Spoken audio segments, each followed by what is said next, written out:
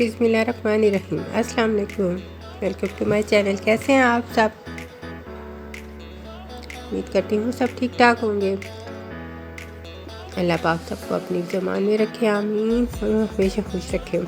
तो ये ईद के तीसरे दिन का ब्लॉग है, ये वीडियो जो बनाई थी मैंने, क्योंकि सैदपुर विलेज से ना जब हम वापस आ रहे थे ना, तो फिर इस्लामाबाद में हम थोड़ा सा ना इस्लामाबाद में घूम रहे थे। तो थोड़ी देर के लिए हम F9 पार्क भी गए थे, तो वहाँ पे भी काफ़ी रश था।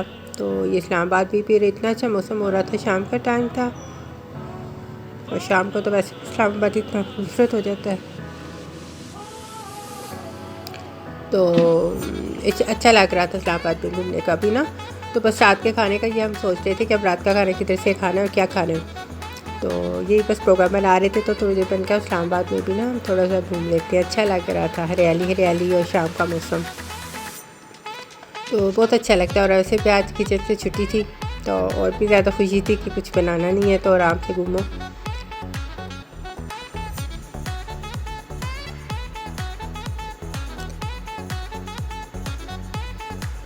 तो ये है कि इस्लामाबाद में ना तो ये जगह तो बहुत होती है आपको घूमने के लिए, लेकिन ज़रा ना इसके लिए भी टाइम चाहिए होता है। आप थोड़ी देर के लिए तो नहीं जा सकते हैं ना इन जगहों पे, तो एक टाइम चाहिए होता है ना घूमने के लिए। तो बस फिर हम एक जगह से तो आए थे, आप दूसरा बस ये है कि इधर उधर ही घूम रहे थे कोई खाने पीने के लिए ना। तो ये बसें जो है ना इस्लामाबाद में उस दिन इन्होंने 3 दिन के लिए चलाई थी ये वाली बसें ईद पे, मतलब इस्लामाबाद से मरी जाने के लिए।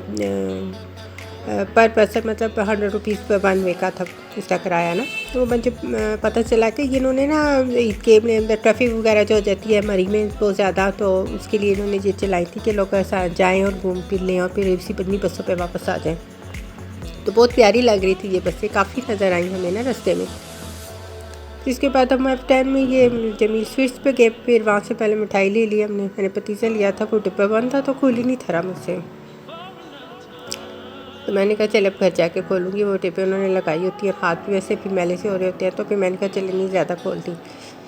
तो किसी देखिए शाम का टाइम और हमने प्रोग्राम बनाया था कि ना पिंडी जाके कुछ खाते हैं।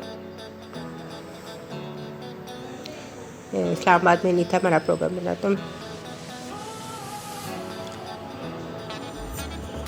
तो फिर पिंडी पे हम ये मनाल में आए थे खाने के लिए, जिसका बहुत अच्छा सबसे बेस्ट खाना होता है इसका। पिंडी रहने वालों को तो पता ही होगा इसका। तो फिर जैसे ही हमने खाना खाया था रात का,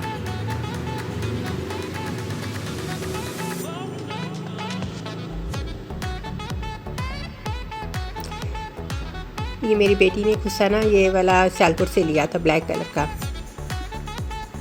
बहुत प्यारा लग रहा था इसको। तो सियालपुर से ये कोल्हापुरी चप्पल और खुस्से तो बहुत प्यारे मिलते हैं। मैं तो जब भी चाहती हूँ ज़रूर लेकर आती हूँ, एक एक दो पेयर ना अपना, और ये बेटियों का भी मतलब ले लेती हूँ वहाँ से कोल्हापुरी चप्पल बहुत अच्छी मिलती हैं।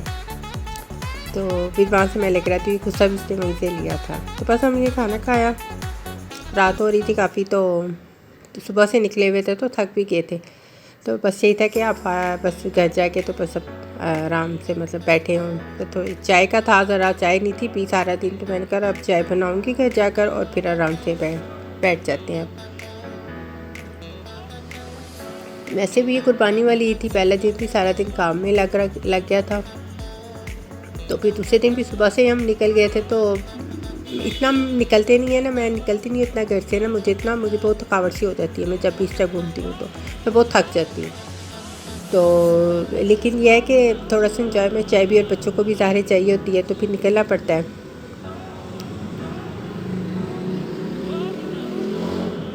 तो बस ये दूसरे दिन का ये ब्लॉग ये मैंने अपना थ्रो बनाया था क्रोशे का, तो मैं ये डाल के तो ऊपर तस्वीरें खींच रही थी, तो मैंने कहा चले आपके साथ भी शेयर करती हूँ।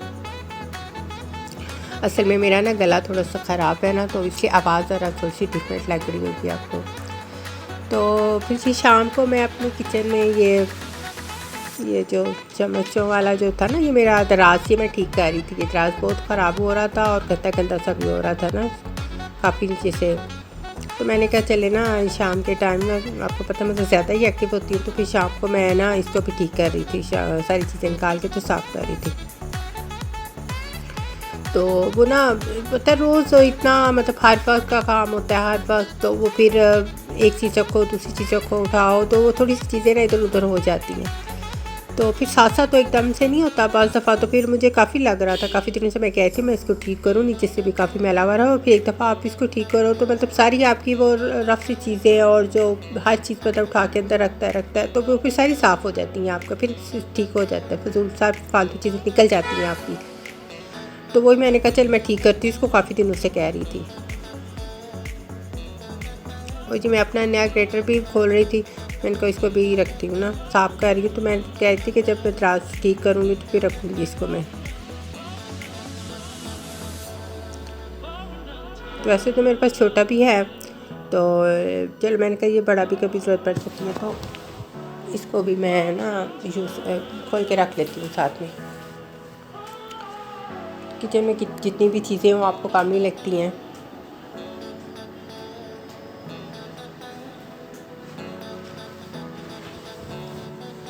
मैं भी ज़्यादा थोड़ी बहुत चीज़ें जो थोड़ी सी वगैरह होती हैं तो मैं ये हाथ से इससे कर लेती हूँ इसी तरह चटने से, क्योंकि आप मशीन वगैरह निकालो, ग्राइंडर निकालो, चॉपर निकालो तो उनमें तो हो जाता है फटाफट। वो ज़्यादा जैसे गाजर का हलवा वगैरह बनाना हो, ज़्यादा कुछ करना हो तो फिर वो ठीक रहती है, लेकिन ये थोड़े से काम के लिए तो ये चीज़ें बिल्कुल बेस्ट रहती हैं। ये मैंने छोटा भी रखा हुआ है मैंने, वो भी। ये वाले सारे स्पून मेरे आम इस्तेमाल के हैं सारे, मतलब जो रोज़मर्रा के हैं, जो नए वाले हैं ना मेरे सेट पूरे, वो मैंने अलग से रखे हुए हैं, वो भी मैं किसी दिन आपके साथ शेयर करूँगी। तो ये तो सारे मेरे यूज़ वाले हैं, मतलब आम घर में। तो वो मैंने अलग से रखे थे क्योंकि एक तो वो नीट क्लीन रहते हैं, उनकी शाइन ख़राब नहीं होती धोने से ज़्यादा बार बार, तो इसे मैं अलग रखती ज़रूर हूँ इन सब चीज़ों को। तो माशाल्लाह मुझे तो वैसे भी क्रॉकरी लेने का और ये किचन की चीज़ें लेने का इतना शौक़ है, तो मुझे हर वक्त बस रहता है कि मैं ये भी ले लूँ वो भी ले लूँ।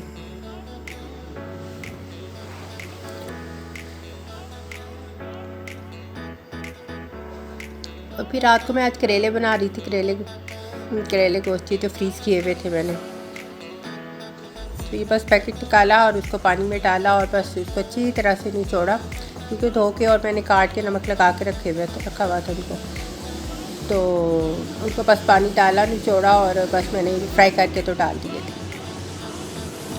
तो आसानी रहती है कितनी। करती हूँ आपको मेरी वीडियो अच्छी लगी होगी।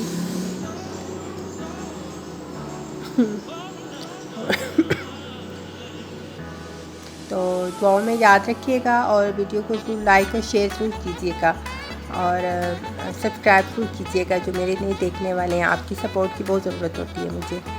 तो अब आपसे इजाज़त चाहती हूँ। अल्लाह हाफ़िज़।